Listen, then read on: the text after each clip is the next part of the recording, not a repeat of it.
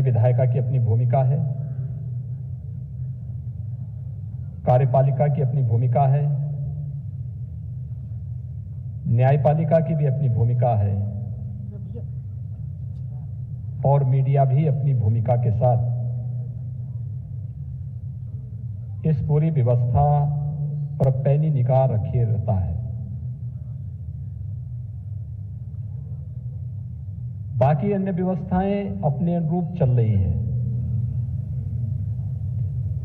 लेकिन पिछले 2 दशक के दौरान जो सबसे ज्यादा बदलाव आया है वह लोकतंत्र के इस चौथे स्तंभ में आया है और वह है मीडिया। उसका स्वरूप बदला है, उसकी भूमिका भी बदली है। आज से 2 दशक पूर्व तक विजुअल मीडिया इतना प्रभावी नहीं था, प्रिंट मीडिया था, उससे जुड़े हुए ग्रुप थे, उनके मालिकान हुआ करते थे, उनके संपादक, उनके प्रधान संपादक, ये सब होते थे, एक संवाद होता था। इसके बाद 2 दशक पूर्व अचानक विजुअल मीडिया की उपस्थिति लोकतंत्र में देखने को मिली। कमोवेश वही स्थिति थी, थोड़ी तीव्रता उसमें आई थी। हम लोगों ने जब राजनीति शुरू किया था, सार्वजनिक जीवन में जब हम लोग आए थे, प्रिंट मीडिया का बोलबाला था। कम ज्यादा बातों पर विश्वास हो जाता था, लोग सही तथ्य से जानकारी लेते थे। यानी ये माना जा सकता था कि प्रिंट मीडिया का भी कोई माई बाप था, विजुअल मीडिया का भी कोई माई बाप था। लेकिन इसके बाद जिस एक मीडिया ने अपनी धमक बनाई है वो अपनी बिना किसी माई बाप का है, उस पर किसी का नियंत्रण नहीं है। अगर आप अलर्ट नहीं है, अगर आपकी पहले से तैयारी नहीं है, तो आप मीडिया ट्रायल का विषय बन जाएंगे और यही होता है। सोशल मीडिया की भूमिका से हम कतई अपने आप को अलग नहीं कर सकते। सोशल मीडिया आज की युवा पीढ़ी को और पूरी व्यवस्था को कैसे प्रभावित कर रहा है, उसको भी कोई नजरअंदाज नहीं कर सकता। आज कोई एक मुद्दा है, सोशल मीडिया में उठता है और सोशल मीडिया जैसे उसको कुछ देर तक आगे बढ़ाता है तो उससे तीसरे दिन वह विजुअल और प्रिंट मीडिया का मुद्दा बन जाता है, मीडिया ट्रायल का विषय बन जाता है। फिर उसी में पैनल डिस्कशन होने लगते हैं, उसी में बड़े बड़े राइटअप आने लगते हैं, उसी में सारी चीजें आगे बढ़ने लगती हैं। और इसलिए इस बेलगाम घोड़े को नियंत्रित करने के लिए हमारे पास उस प्रकार का प्रशिक्षण और उस प्रकार की तैयारी बहुत आवश्यक है, और वह हम जैसे कार्यकर्ताओं के लिए तो अत्यंत आवश्यक भी है। मैं पिछले 3-4 वर्षों से देख रहा हूं और 2014 के बाद से आदरणीय मोदी जी जब से देश के प्रधानमंत्री बने हैं, हम लोग देखते हैं अनावश्यक मुद्दों को मुद्दा बनाया जाता है और ये मुद्दों की तिथि और उनका कौन सा ऐसा अवसर होता है जब भारत सरकार अपनी किसी एक बड़ी उपलब्धि या किसी बड़ी घोषणा के साथ सामने आ रही हो, देश जब किसी एक बड़ी घटना का गवाह बनने वाला हो, तब देश के अंदर वातावरण उस रूप में खराब करने का प्रयास होता है और उसका माध्यम बनता है सोशल मीडिया। सोशल मीडिया से फिर अन्य स्थानों पर उसे प्रेषित किया जाता है, फिर वह उसका एक मुद्दा बन जाता है, मुख्य मुद्दे से लोगों का ध्यान भटकाने की दिशा से। ये सब कार्यक्रम इस प्रकार के षड्यंत्र रचे जा रहे हैं। उत्तर प्रदेश के अंदर भी विगत 4-4.5 वर्षों से हम लोग यही देख रहे हैं। अभी हाल ही में आपने देखा होगा देश की संसद का सत्र प्रारंभ होने वाला था। संसद सत्र प्रारंभ होने के ठीक एक दिन पहले वाशिंगटन पोस्ट और अन्य कुछ ऐसे दुनिया के मीडिया ग्रुप में एक मुद्दा उछलता है और पेगासस का वो मुद्दा फिर किस कदर तक देश की पूरी संसद को बाधित कर देता है।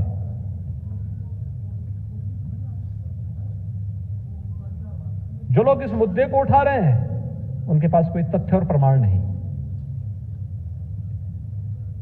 लेकिन बिना किसी तथ्य और प्रमाण के किसी ने उछाल दिया, उसी को मुद्दा बना करके मीडिया में, print media, visual media, social media, digital media, इन सब में उसका मुद्दा बना करके फिर उसको उछालने का प्रयास करके देश की संसद का बहुमूल्य समय बाधित किया जा रहा है। यह महत्वपूर्ण सत्र था। इस सदी की सबसे बड़ी महामारी के दौरान कोरोना प्रबंधन के बारे में भारत सरकार के द्वारा किए गए बेहतर प्रयासों की चर्चा हो सकती थी। थर्ड वेव की जो आशंका विशेषज्ञ मान रहे थे, इस पर हमारी क्या रणनीति है, इसके बारे में चर्चा हो सकती थी। देश के अंदर आंतरिक और बाह्य सुरक्षा के मोर्चे पर सरकार ने क्या किया है और आगे की क्या रणनीति, इस पर चर्चा हो सकती थी। इस सदी की सबसे बड़ी महामारी ने दुनिया को जब पूरी तरह प्रभावित किया है तो स्वाभाविक रूप से इसका प्रभाव रोजगार पर भी पड़ा होगा। सरकार ने रोजगार के लिए क्या कदम उठाए हैं और इस संबंध में आगे क्या अपेक्षाएं हो सकती थी, संसद के सत्र में चर्चा का यह विषय बनते और उसके माध्यम से प्रत्येक नागरिक को देश के बारे में भी जानकारी मिलती, सत्ता पक्ष की गतिविधियों की जानकारी मिलती और विपक्ष कितना सक्रिय भूमिका का निर्वहन कर रहा है उनके हितों के लिए, इस पे भी चर्चा होती। लेकिन एक अनावश्यक मुद्दे को सामने ला करके सनसनी पैदा करना और उसके माध्यम से फिर देश की संसद के अमूल्य समय को गांव के लिए, गरीब के लिए, किसान के लिए, कोरोना प्रबंधन के लिए किए जा रहे प्रयासों पर जो एक बेहतर प्रबंधन की रणनीति तैयार होती, उससे यह देश वंचित हो गया। और हर एक सत्र के दौरान ये चीजें होता। आपने लोकसभा चुनाव के ठीक पहले देखा होगा, उस समय एक नया मुद्दा उछाला गया था और उस राफेल के उस मुद्दे के आधार पर चुनाव को प्रभावित करने का प्रयास किया गया था। लेकिन इस देश की महान जनता ने विपक्ष के इस षड्यंत्र को पूरी तरह बेनकाब किया और अंततः जो भारतीय जनता पार्टी का नेतृत्व कहता था वही सच सामने आया। और उस सच तब सामने आया जब लोकसभा का चुनाव संपन्न हो चुके थे। लेकिन कुछ देर और कुछ दूरी तक तो इन लोगों ने माहौल को खराब करने का प्रयास किया ही था और इसलिए इन सभी मुद्दों पर हमारी सतर्कता और हमारी चौकन्नापन भी बहुत महत्वपूर्ण रखता है और हमारी तैयारियां भी बहुत महत्व रखती है। इसलिए सोशल मीडिया के आप सभी वॉरियर्स हैं और आपकी जो भूमिका है बहुत महत्वपूर्ण हो जाती है, बहुत महत्वपूर्ण हो जाती है। दोनों प्रकार से मैं अक्सर देखता हूं कि हमारी ओर से ट्वीट को रिट्वीट करने या किसी भी उसकी अपनी बात को रखने में देरी होती है। हम लोग मुहूर्त देखते हैं, विरोधी मुहूर्त नहीं देखता। जिन राजनीतिक दलों के पास राष्ट्रीय स्तर पर या प्रदेश स्तर पर कोई भी अपना संगठनात्मक ढांचा नहीं, कोई भी उनकी उपस्थिति नहीं, न संगठनात्मक स्तर पर न शासन स्तर पर, लेकिन सोशल मीडिया प्लेटफॉर्म पर उनकी सक्रियता देखते हुए बनती है। ओपिनियन मेकर के रूप में उनकी भूमिका बड़ी प्रभावी देखने को मिलती है। वे लोग वहां पर अपनी बात को मनवाने में सफल होते हुए दिखाई देते हैं। कारण है कि एक बड़ा तबका इन सब दृष्टियों से अपने आप को तटस्थ बना करके, मौन बन करके तमाशबीन बना रहता है। हम में से ज्यादातर लोग इस बात को मान करके चलते हैं, इससे क्या होने वाला, ये तो झूठा ही है। लेकिन हम अपनी तरफ से उस सच्चाई को सामने रखने का प्रयास नहीं करते। और ये जो हमारी जो कमी है, इस कमी का ही फायदा वे लोग उठाते हैं। आप देखते होंगे उत्तर प्रदेश के अंदर कोई घटना कहीं घटित होती है, लोकल स्तर पर लोग कम, लेकिन वह मुंबई से, कोलकाता से, बेंगलुरु से, हैदराबाद से, यूएई से, यूके से और अन्य तमाम ऐसे देशों से वहां पर एक ट्रायल शुरू हो जाता है। जब सोशल मीडिया के इस प्लेटफॉर्म को हम एनालिसिस करते हैं और देखते हैं, इसमें 90% मामले तो ऐसे हैं, 90% ट्वीट ऐसे हैं जिनका यूपी से कोई लेना देना नहीं, लेकिन कोई यूएई में बैठा हुआ है, कोई यूके में बैठा हुआ है, कोई यूएस में बैठा हुआ है और यूपी के मुद्दे पे रुचि ले रहा है। उसकी रुचि यहां के हित में नहीं, वह उत्तर प्रदेश के नौजवानों के हित में, यहां के रोजगार के बारे में मुद्दा उठाता या उस पर योगदान देता तो स्वागत योग्य होता। वह उत्तर प्रदेश में निवेश में रुचि लेता और उससे उत्तर प्रदेश समृद्धि की ओर अग्रसर होता तो स्वागत योग्य होता। वह उत्तर प्रदेश के उन ज्वलंत मुद्दों पर चर्चा का विषय सामने रखता तो स्वागत होता है। लेकिन वह उन मुद्दों को उठाने का प्रयास करते हैं जिनका उत्तर प्रदेश के नागरिकों के लिए, चाहे वह गांव का व्यक्ति हो, चाहे वह किसान हो, वह नौजवान हो, महिलाएं हो, श्रमिक हो, सामाजिक जीवन के किसी भी क्षेत्र में काम करने वाला व्यक्ति हो, उनसे किसी प्रकार का कोई लेना देना नहीं। सामाजिक विद्वेष पैदा करवाना, जातीय विखंडन की स्थिति पैदा करना, अराजकता का एक नया माहौल पैदा करने का प्रयास करना और फिर उसके माध्यम से अपनी रोटी सेक करके फिर केंद्र और प्रदेश सरकार को उसके नाम पर मोहरा बनाने का प्रयास करना, निशाना साधने का प्रयास करना है। आप देखना, यही सब चल रहा है। मैं पिछले 4 वर्षों के दौरान यही सब देख रहा हूं और उन स्थितियों में हमें आश्चर्य होता है कि हम लोग एक बहुत बड़ा हमारा दायरा होने के बावजूद इन मुद्दों में तटस्थ बने रहते हैं। और कभी कभी तो मैं ये भी देखता हूं कि अपने ही लोग भावनाओं में इतने बह जाते हैं कि उनके कैंडल मार्च के साथ स्वयं भी कैंडल मार्च लेकर के उतर सड़कों पर उतरते हुए दिखाई देते हैं। यानी वास्तविकता को जाने बगैर जब भी हम भी उनके कैंडल मार्च के साथ कैंडल मार्च निकालने के लिए उतावले दिखाई देते हैं, तब हमें अपनी गंभीरता का एहसास होने लगता है कि वास्तव में हम कहां पर बैठे हैं। और इसीलिए आज का यह प्रशिक्षण अत्यंत महत्वपूर्ण है, क्योंकि हम जिस राजनीतिक दल के साथ जुड़े हुए हैं, जिस विचार प्रवाह के साथ हम लोगों का जुड़ाव है, वह व्यक्ति से ऊपर दल को, दल से ऊपर देश को मान करके चलता है।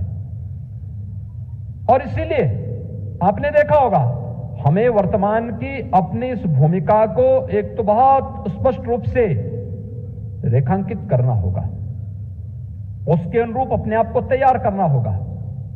दूसरा, हमें यह भी देखना होगा कि जो सपना 1947 और उसके बाद जब भारतीय जनसंघ की स्थापना होती है, भारतीय जनसंघ की स्थापना के बाद फिर भारतीय जनता पार्टी की स्थापना, फिर भारतीय जनता पार्टी की स्थापना के बाद भी जिन मुद्दों, जिन मूल्यों और जिन आदर्शों के लिए इस देश के लिए इस राजनीतिक दल का गठन हुआ, उन मुद्दों और मूल्यों की स्थापना को प्राप्त करने में, देश को उस परम वैभव तक पहुंचाने के उस लक्ष्य को हासिल करने में जब सफलता लगातार प्राप्त होती हुई दिखाई दे रही है, तुम्हारे विरोधी तत्व मौन कैसे बने रह सकते हैं? क्या कोई सोचता था कि कश्मीर में धारा 370 समाप्त होगी? कोई नहीं सोचता था। लोग ये मान चुके थे कि 1952 में देश के संविधान का हिस्सा बना दिया गया, अब कोई इसको हटा नहीं सकता, क्योंकि वोट बैंक सबको प्यारा था, लेकिन हमारे यशस्वी नेतृत्व ने देश के आतंकवाद की इस सबसे बड़ी धारा को समाप्त करके एक भारत श्रेष्ठ भारत की इस परिकल्पना को साकार किया। कश्मीर में धारा 370 समाप्त हो गई, कश्मीर विकास की मुख्य धारा के साथ जुड़ गया, कश्मीर में आतंकवाद खात्मे की ओर जा रहा है, कश्मीर विकास की मुख्य धारा से जुड़ गया है। वहां पर लोकतांत्रिक मूल्यों और मुद्दों पर लोग अब चर्चा कर रहे हैं। कुछ परिवारों का जो एकाधिकार था वह समाप्त हो रहा है। कोई सोचता था अयोध्या में राम जन्मभूमि का मुद्दा इतनी सहजता, इतनी सरलता के साथ, इतना शांतिपूर्ण, इतना सौहार्दपूर्ण समाधान निकल पाएगा? कोई नहीं सोचता था, लेकिन समाधान हुआ ना। नेतृत्व जब यशस्वी होता है, समस्या का समाधान उसी यशस्वी तरीके से निकाल करके बना देता है। और अयोध्या में आपने देखा होगा, लोग बोलते थे ना कि मंदिर के पक्ष में फैसला आएगा तो खून की नदियां बहेंगी। अरे मैं तभी बोलता था, अरे मच्छर नहीं मरेगा।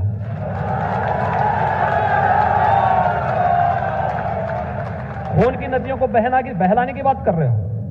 उत्तर प्रदेश के अंदर जिस दिन राम जन्मभूमि का फैसला आया था, मुझे लगता है मैं पिछले 30 वर्षों के अपराध के आंकड़ों को देख रहा था, और वह दिन ऐसा दिन था जो सचमुच राम राज्य का दिन था। एक भी घटना उस दिन नहीं घटित हुई, न छिनैती की, न चोरी की, न डकैती की, न हत्या की, न किसी प्रकार की अन्य किसी भी प्रकार के अपराध की। यह है राम राज्य, यह है शासन की व्यवस्था। याद करिए, अगर केंद्र में और प्रदेश में भारतीय जनता पार्टी की सरकार नहीं होती, मोदी जी देश के प्रधानमंत्री नहीं होते, क्या राम जन्मभूमि का मुद्दा सुलझ गया होता? और भाइयों बहनों, यही से हम कह रहे हैं, यही कसौटी है। हमने प्रोपेगेंडा नहीं किया, हम ये कर देंगे, हम वो कर देंगे, नहीं। होना है तो होना है, मामला समाप्त। जिस मुद्दे को अगर हमारे पूर्वजों ने ठान लिया है कि हमने पार्टी की स्थापना के पीछे यह उद्देश्य है, यह आवश्यक नहीं कि हम उसे अपने घोषणा पत्र का हिस्सा बनाएं या ना बनाएं। अगर होना है तो जब मौका मिलेगा हम करके दिखाएंगे। अब घोषणाओं से नहीं, करके दिखाएंगे। लेकिन यह कसौटी के उतरने का किसी भी राजनीतिक दल का है जज्बा केवल भारतीय जनता पार्टी में, क्योंकि हम देश के हित में, आने वाली पीढ़ी के हित में काम करेंगे, अपने व्यक्तिगत हित में नहीं और अपनी सत्ता के लिए मात्र नहीं। और यह भारतीय जनता पार्टी ने जब भी अवसर मिला है करके दिखाया है। लेकिन इन सभी मुद्दों के बीच आखिर इतना बड़ा समाज, इतना बड़ा कार्य, कोरोना प्रबंधन पे विपक्ष हमें कोस रहा है, मीडिया हमारे खिलाफ टहल चला रहा है। अभी भी आप देख रहे होंगे किस किस प्रकार की बातें की जा रही हैं, लेकिन हम लोग उसको सही ढंग से उसका जवाब देने में समाज क्यों मौन रह जाता है? अगर आप अमेरिका और भारत की आबादी की तुलना करेंगे, आखिर अमेरिका भारत से आर्थिक रूप से और सामरिक रूप से काफी मजबूत और संपन्न है ना, ये तो हर व्यक्ति जानता है। उसका हेल्थ इंफ्रास्ट्रक्चर भारत से काफी ज्यादा मजबूत है, काफी ज्यादा बेहतर भी है। अमेरिका की आबादी भारत की 1/4 आबादी है। कुल 33 करोड़ की आबादी अमेरिका के अंदर है। भारत की 136 करोड़ से ज्यादा आबादी है। कोरोना में आपने देखा होगा, दूसरी लहर के दौरान अमेरिका के बारे में लोग कहते हैं अमेरिका ने बहुत अच्छा काम कर लिया, और ये तब हो रहा था जब अमेरिका के अंदर मौतें तब भी भारत से ज्यादा हो चुकी थी। यानी भारत के अंदर कुल जितनी मौतें हुई हैं उससे 1.5 गुना से अधिक मौत अमेरिका के अंदर हुई है, जबकि अमेरिका की आबादी भारत की आबादी की 1/4 है। लेकिन तब भी मॉडल अमेरिका का बन रहा है, हम भारत के मॉडल की चर्चा नहीं कर पाते, हमें तुलनात्मक आंकड़े प्रस्तुत नहीं कर पाते।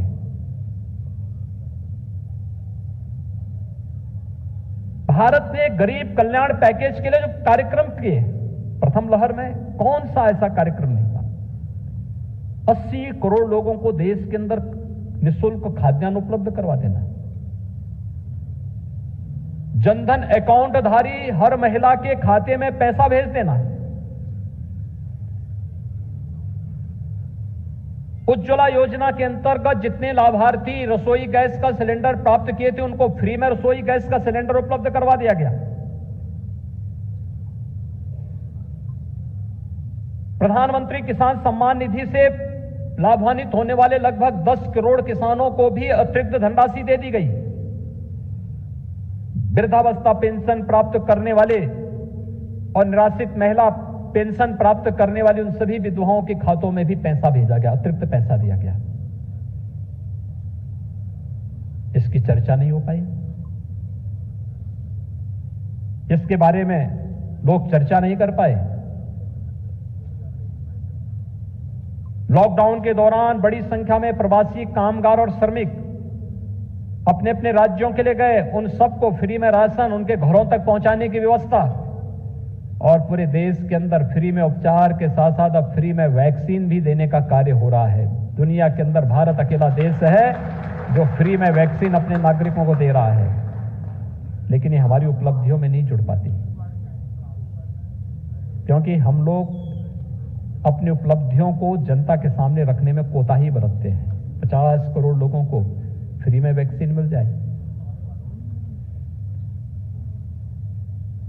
36 करोड़ जनधन अकाउंट धारी को कोरोना के दौरान उनके खाते में पैसा चला जाए,